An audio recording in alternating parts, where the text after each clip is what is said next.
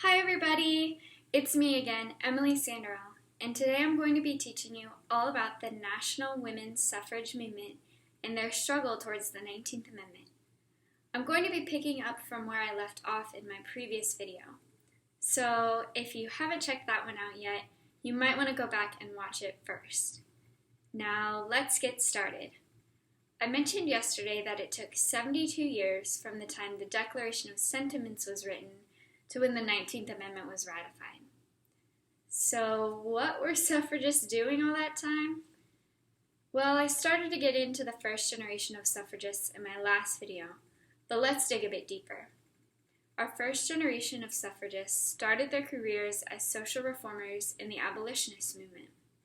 It was their effort to emancipate slaves that taught them how to work within political circles and inspired them to fight for their own rights. This first generation included people like Susan B. Anthony, Elizabeth Cady Stanton, Lucretia Mott, Frederick Douglass, and Sojourner Truth. All of these early suffragists worked to educate the public through their own writings and speeches. In fact, Susan B. Anthony even went so far as to actually go and vote illegally in the 1872 election.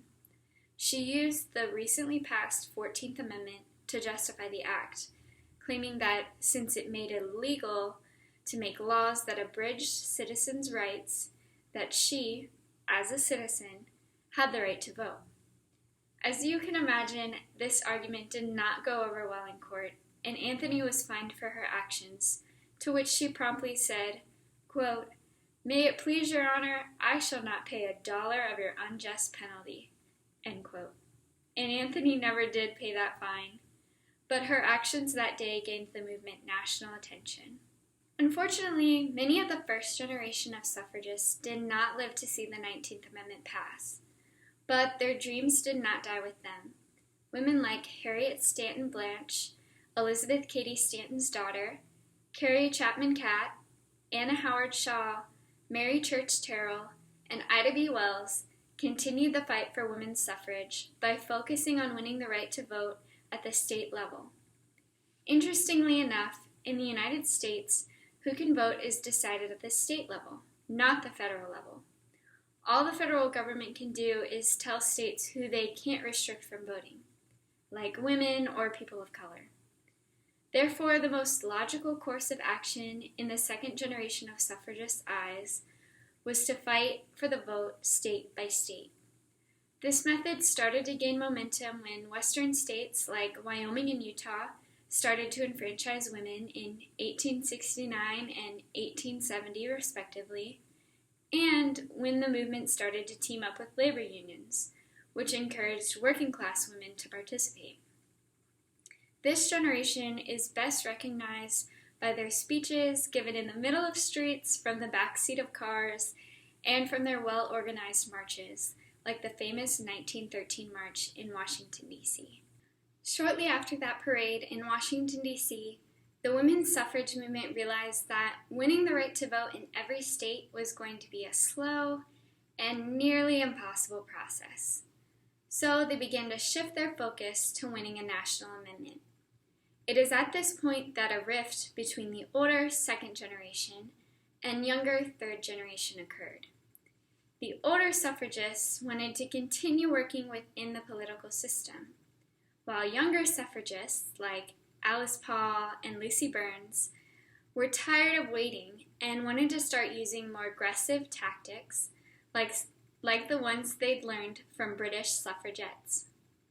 After forming their own organization, the National Women's Party, the younger third generation decided to start picketing in front of the White House, which had never been done before on a large organized scale and was considered an incredibly militant action at the time.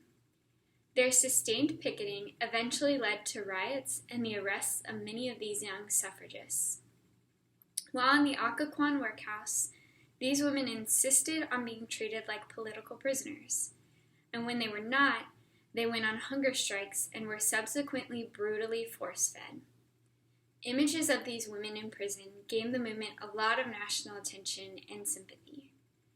In the end, it took both the older second generation and the younger third generation to win the vote. The younger suffragists gained the movement national sympathy through their picketing and subsequent arrests, while the older suffragists worked behind the scenes to convince politicians that women deserved a say in their government. On June 14, 1919, the 19th Amendment passed in the Senate.